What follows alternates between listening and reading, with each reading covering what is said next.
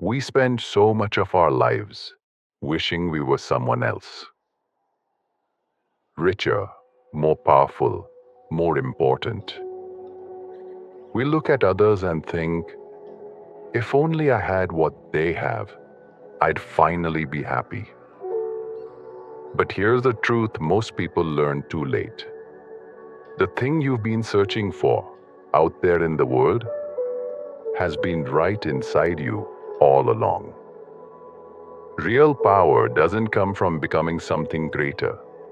It comes from realizing that who you already are was always enough. Today's story is about a simple stone cutter, a man who lived an ordinary life, doing ordinary work day after day. But one afternoon, under the shade of an old tree, he fell asleep and had a dream. Just a dream, nothing more. But that single dream took him on a journey he never expected. From a simple man to become anything he wanted. A king, the sun, the wind, even a mountain. Until it revealed a truth so profound that it changed the way he saw himself forever. Sometimes life doesn't need years to teach you its greatest lesson. Sometimes all it takes is one dream and the courage to understand what it means. So stay with me till the very end, because this story might just awaken something within you too.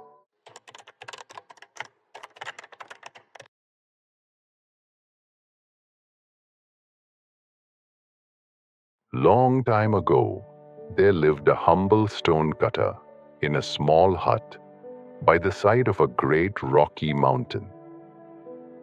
Every morning, before the sun had fully risen, the stone cutter would climb the mountain path with his heavy hammer slung across his shoulder. And every day, under the blazing sky, he would chip, chip away at the rock face, hammering and shaping the stone until his arms ached and his hands were raw. It was hard, honest work, and though he was poor, the stone cutter earned enough to feed himself 3 meals a day, and he led a simple, contented life. But contentment, as we shall see, is a fragile thing. One afternoon, the sun burned fiercer than it had in weeks. The air about the rocks shimmered and danced with heat. The stone cutter's arms grew heavy. His throat was parched, and the hammer in his hands felt like it was made of iron twice over. He set down his tools, wiped the sweat from his brow, and looked around. A short way down the slope stood a great old tree, its broad branches spread wide, casting a cool, dark circle of shade on the ground below. Just for a little while, the stonecutter said to himself, I will rest my eyes, just for a moment. He walked over, settled himself against the trunk of the tree, and let out a long, tired breath. The breeze was gentle, the shade was cool, and before he had even finished closing his eyes, the stonecutter fell into a deep, deep sleep. And in that sleep, he began to dream. In his dream, the stonecutter was walking home through the valley as the day faded into evening. He passed by the grand house of a wealthy merchant. The walls were built of polished stone that gleamed like gold in the fading light. Silk curtains fluttered from the windows. Servants hurried in and out, carrying trays of food and pitchers of wine. The stonecutter stopped and stared. He looked down at his own rough hands, at his dusty clothes, at the simple hammer hanging by his side. I cut rocks every single day, he muttered, and yet I could never own such a beautiful house. Oh, how wonderful it would be to be a wealthy man, to have fine robes and rich food, and never worry about anything again. Now, in this dream, the spirit of the mountain was listening, and every wish the stonecutter made would come true. A voice rang out from somewhere high above, neither thunder nor wind, but something ancient and deep. Your wish shall be granted. The stonecutter spun around. Who said that? I don't see anyone. But there was no answer, only silence, and the faint rustle of wind through the pine trees. He shook his head and walked on, thinking himself foolish. But when he arrived home, he stopped dead in his tracks. His little hut was gone. In its place stood a magnificent palace, gleaming with polished stone and fine wood, surrounded by gardens bursting with color. Inside, he found rooms filled with silk cushions, golden lamps, and tables heavy with the finest food he had ever seen. I must be dreaming, he whispered. And though he was right, he did not know it yet. For a time, the stonecutter, now a wealthy man, enjoyed his new life. He ate richly, slept on soft beds, and dressed in fine robes. But it was not long before his eyes wandered again. One morning, a great procession came through the valley. It was the king himself, carried in a golden sedan chair beneath a jeweled umbrella, surrounded by hundreds of servants and soldiers, horses and flags. The people along the road bowed low as he passed. The stonecutter watched from his window and felt a familiar ache stir inside him. Look at the king, he said. He is far grander than I. Everyone bows before him. He commands armies and rules the land. Oh, how I wish I could be the king. And once again, a voice rang out from somewhere high above. Your wish shall be granted. In an instant, the stonecutter was transformed. He sat upon a golden throne in a great palace, wearing magnificent robes and a jeweled crown. Servants attended his every need. Soldiers obeyed his every command. The whole kingdom was his. Now, he said, settling into his throne with a satisfied smile, surely I am the greatest of all. But as the days passed, the sun beat down upon the land with terrible force. The fields dried up. The rivers shrank. The king sat in his palace, drenched in sweat, fanning himself uselessly. He looked up at the blazing sun and thought, how powerful that sun is. It is stronger than any king. It controls the whole world. It gives life, and it takes it away. No crown or army can command it. Oh, how I wish I could be the sun. A voice rang out from somewhere high above. Your wish shall be granted. And in an instant, the stonecutter became the sun. Oh, how glorious it was! He blazed across the sky, pouring golden light down upon the earth, giving warmth and energy to every living thing. He watched over mountains and oceans, cities and forests, and nothing could hide from his gaze. I am the greatest of all, he declared. Nothing in this world is more powerful than I. But even as he said this, he noticed something moving slowly towards him. A great, dark cloud drifting in from the horizon.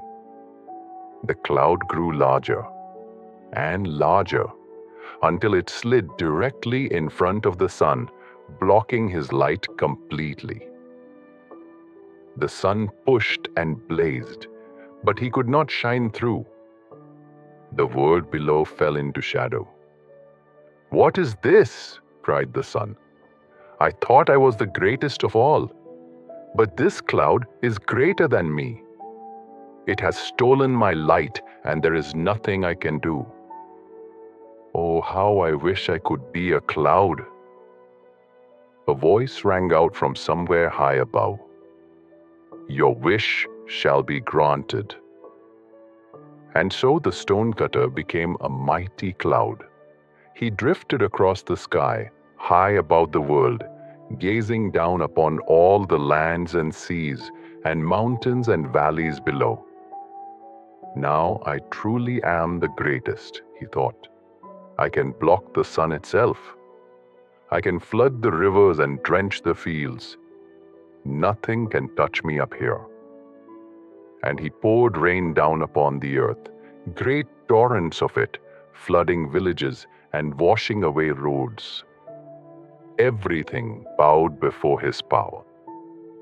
But then the cloud felt something else, a trembling in the air.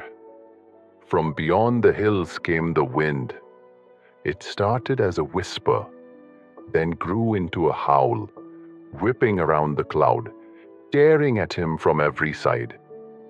The great cloud began to stretch and break apart, scattering into wisps across the sky. "No!" cried the cloud. "I am not the greatest after all. The wind has more power than I could ever have. Oh, how I wish I could be the wind." A voice rang out from somewhere high above. "Your wish shall be granted." And the stonecutter became the wind. He raced across the world with furious speed, ruffling the tops of forests, whipping up great waves on the ocean, howling through canyons and across open plains. He toppled trees. He tore the roofs from houses. Nothing could stand in his way. "At last," he roared, "I am the greatest of all. I can fly across the whole world. I can move the clouds and stir the seas. Nothing is stronger than I." And then the wind came to the mountain. He blew and blew and blew with all his might. He threw himself against the mountain again and again. But the mountain did not move, not even an inch. It stood there, silent, immense, and utterly unmoved. The wind fell still. "So," he whispered, "I have found something far greater than I. The mountain cannot be broken. The mountain cannot be moved. It stands here, grand and eternal, and I am powerless against it. Oh, how I wish I could be the mountain." A voice rang out from somewhere high above. "Your wish shall be granted." And the stonecutter became the mountain. He stood tall and proud, his peaks reaching into the sky. The sun could not burn him. The wind could not topple him. The clouds could not cover him. The rain could not wash him away. "At last," said the mountain, "I have truly made it. I am the greatest of all. Nothing in this world can break me." And for a long time, there was only silence and peace.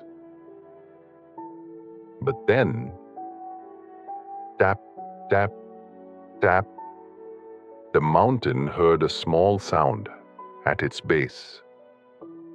He looked down, And there, far below, was a tiny figure, a man, carrying a hammer, chipping away at the rock, breaking off pieces of the mountain, one by one, with patient, steady hands. The mountain trembled. "What?" he cried. "I thought I was the greatest of all. I thought nothing could break me. But down there, that small, ordinary man with his hammer, he is breaking me apart, piece by piece. He is greater than the mountain. He is greater than the wind and the cloud and the sun and the king and all the wealth in the world." The mountain's voice grew quiet. "He is a stone cutter, just a stone cutter. How I wish I could be a stone cutter once more." A voice rang out from somewhere high above. "Your wish shall be granted." And in that moment, the mountain vanished. The sky folded, and the dream broke like a wave against the shore. The stonecutter's eyes flew open. He was sitting exactly where he had fallen asleep, beneath the great old tree, his back against the trunk, the afternoon sun slanting golden through the branches about him. His hammer lay beside him on the grass. The breeze stirred the leaves. A bird sang somewhere far away. He sat very still for a long time. The dream was already fading. The golden throne, the blazing sun, the howling wind, the unshakable mountain, all of it dissolving like mist in the morning light. But the feeling it left behind stayed with him, sharp and clear, like the ring of a hammer striking stone. He had been everything: a wealthy man, a king, the sun, the cloud, the wind, the mountain. He had chased greatness across the whole world, becoming more powerful with each wish. And yet, at the very end, the most powerful thing he found was the very thing he had been all along: a stone cutter, a small, ordinary man with a hammer and steady hands. The stone cutter looked down at his rough, calloused palms. He turned them over slowly, and for the first time in a very long time, he did not wish they were something else. He smiled. He picked up his hammer, rose to his feet, and walked back toward the mountain. The afternoon sun was warm on his shoulders. The rock waited for him, patient and old. And with a heart that was finally, truly at peace, the stonecutter raised his hammer and began to chip away at the stone once more. This story carries a lesson that most of us need to hear. Not once, but again and again. We live in a world that constantly tells us we are not enough, not rich enough, not powerful enough, not successful enough. And so we spend our days chasing something bigger, something better, always believing that happiness lives somewhere out there, in the next promotion, the next achievement, the next version of ourselves. But think about what happened to the stonecutter. He became a wealthy man and still wanted more. He became a king and still felt small. He became the sun, the cloud, the wind, the mountain. And each time, he discovered that even the mightiest force has something it cannot overcome. The truth is, there is no final destination where you will finally feel like you have made it. Because true contentment does not come from what you become. It comes from accepting who you already are and doing your work with honesty, patience, and a peaceful heart. This story carries layers of wisdom. Gratitude over ambition.